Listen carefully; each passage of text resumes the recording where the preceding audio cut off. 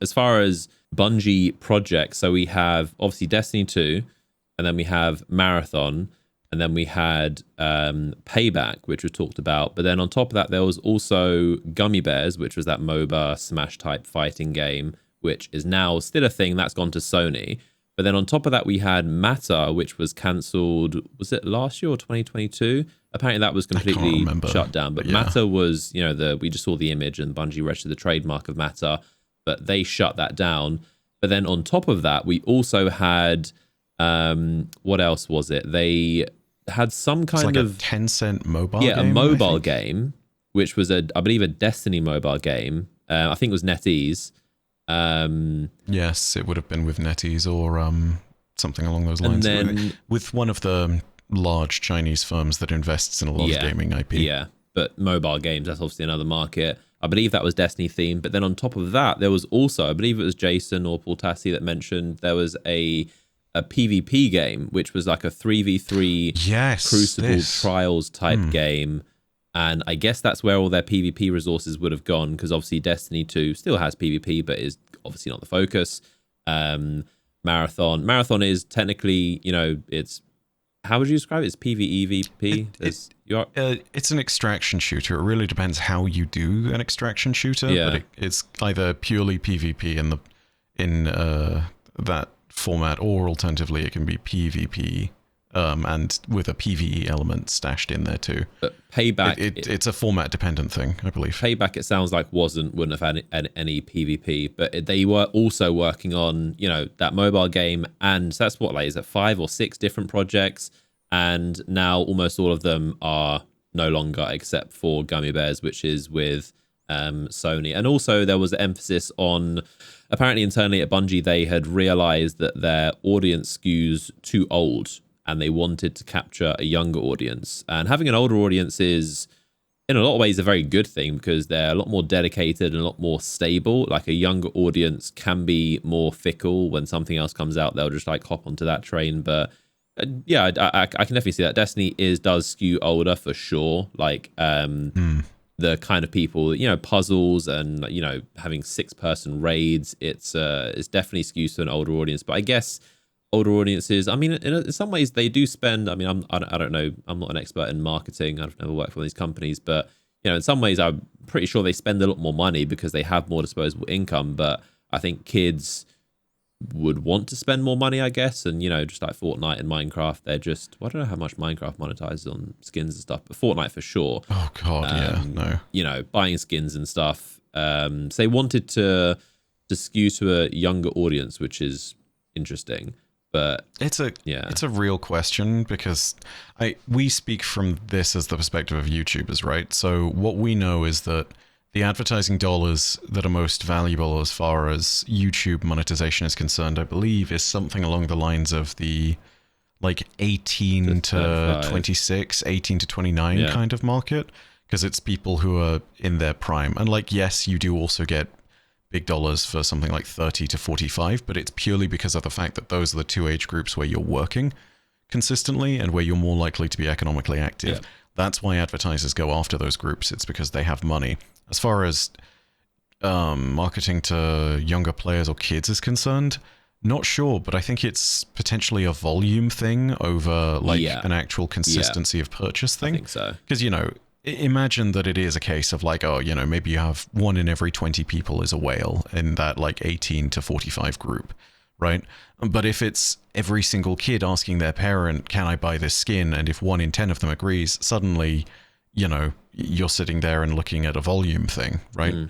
It's more money in that respect. I don't know quite how that works out, but regardless, it's catching another part of a demographic that you need in order to make money. Take a look at the obvious success of things. Just to name 3 franchises that have gone after this particular group of consumers: Fortnite, Roblox, Minecraft. Easy. Huge games with enormous degrees of success, and all of them have gone after that target market with everything from their gameplay to the kind of skins they'll throw out there to even the graphical style being more cartoony. It's very clear this is where the money is. So, regardless of why or how, it's pretty clear that's what's going on. Yeah. And then of course we've got Marathon, which according to Bungie is the next big thing. It's what, the same way that they said Final Shape is the big thing on the horizon that we need to focus on. That's gonna save Bungie. Marathon is now that thing, which apparently is still on track to be launching in 2025, which is quite soon. And we haven't heard much about it. We just got one trailer and one Vidoc, I think. Yeah. But I'm curious to know when that would come out. Maybe if whether it's a spring next year or whether it's a fall next year. I would probably imagine fall, but I'm curious to know how that's going. We did hear reports a while ago that it wasn't too good, and a lot of extraction shooter fans weren't like too impressed by it. But then apparently it's had quite an overhaul. I think that was when they replaced the game director of it. But apparently I've been hearing it's been doing better, but it's still a complete gamble, and it's still a completely different game. Yeah. It's not Destiny, it's an extraction shooter. So there's a lot of Destiny players, no matter how good it is, that aren't going to be interested. But there's also the potential upside of creating a whole new audience. So Marathon is a complete gamble. It's quite a sore spot for Destiny fans, because a lot of Destiny fans see it as the thing that's kind of taken away from Destiny and is in the way of a Destiny 3 being made. But and then as far as Destiny 3, Bungie have said that, simply put, it was too big a risk. So there is no plans for a Destiny 3 at the moment. But I don't know. It's such a there's a big cognitive dissonance moment there, if I may. For sure. Which is the idea of Destiny 3 is too risky. In a vacuum, I can absolutely understand that statement being true. Yeah. Right? It's just but hard then to understand. if it is too much of a risk and you already have something that works, I can then understand slowly spinning out other projects and making new IPs and making sure they're good and solid. Yeah. So that you can start spreading the foundations of yourself as a publisher before then taking that big risk on a D3. But why 5 different incubation projects? About to say that. I was literally about to say, but why 5 of them? Like one or two, but like 5? I was literally about to say that exact sentence. Like 5? Making this one big bet on the roulette wheel is too risky. So instead I'm going to put, $40. Sorry, instead of putting $200 on one number on the roulette wheel, I'm going to put $40 on 5 different numbers and make sure that at least one of those wins. Hopefully, maybe. I don't know. It's so silly. And obviously that might be an apples to oranges comparison, because making a massive AAA game and a sequel to that, as far as the franchise is concerned, maybe there are different risks concerned with that. But also, I don't know if it's necessarily an apples to orange thing when you look at that number of franchises being incubated. I mean, you were essentially trying to go from... you were trying to go from a studio that made one IP to the next Blizzard. Yeah. You were trying to go from just making World of Warcraft to making World of Warcraft, StarCraft, Diablo, Overwatch, Heroes of the Storm, and something else on mobile. Yeah. Diablo Immortal. Yeah. Sure, whatever. We'll throw that in there for the sake of being angry. But it's total cognitive dissonance in my mind. How can you sit there and say one thing was too risky and then also decide to take another equally massive risk? It's ridiculous to me. Yeah. And then as far as some other things, this is from Paul Tassi. He said that in general, Bungie devs don't trust the leadership because they were pretty much told to put their all into Final Shape, and they did, and it was good. But the fact that that still wasn't enough, I can imagine, is what's just a bit disheartening when you can deliver something as good as Final Shape and it still isn't enough. It's just kind of like, well, what's the point? And now they're being told that next thing is Marathon, to do the same thing for Marathon. And again, it could even be great. And then who knows, they might run into some other issues. But they also said that Bungie is tied to games as a service pretty much indefinitely, and they can't really afford to do single player experiences. Matter was not a live service experience, and that was still axed as well. And then there's loads of departments that have been gutted. Most of QA is outsourced to people unfamiliar with the game. Apparently for Destiny 2 this is.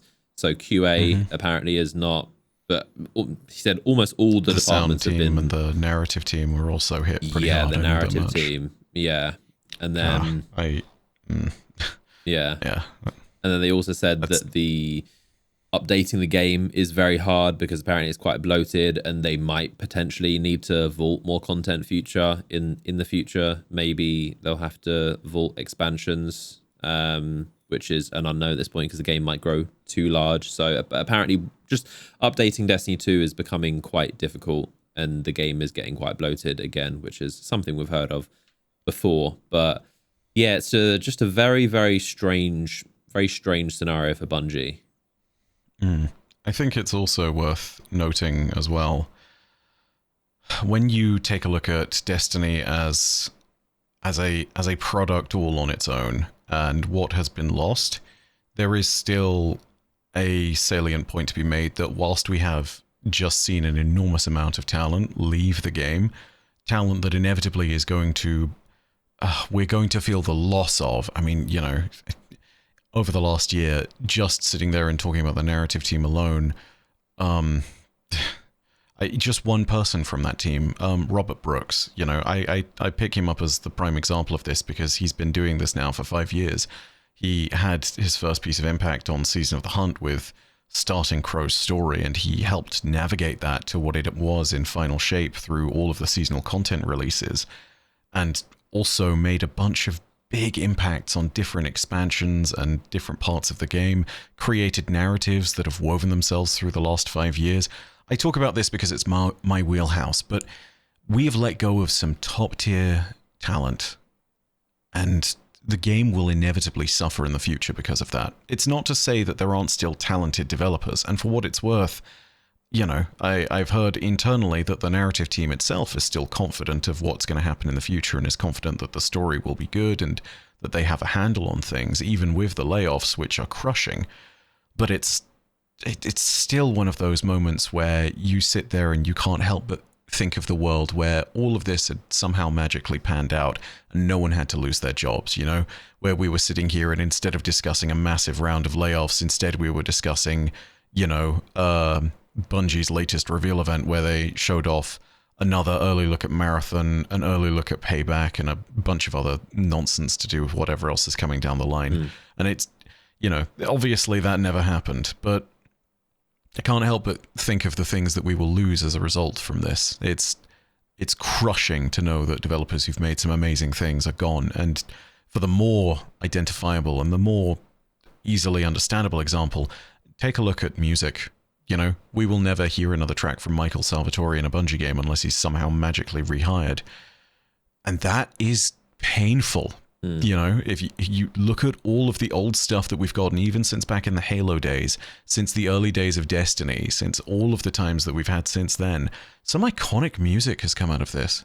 You know, losing that talent hurts. Yeah, I'll simply put it at that. And I think we even mentioned it around the time of the last layoffs, is the fact that they were able to let go of him tells you that they don't need that kind of music, which is kind of sad in itself. The fact that they aren't going to be making anything that requires a big epic soundtrack and that it's all just going to be kind of smaller piece of content.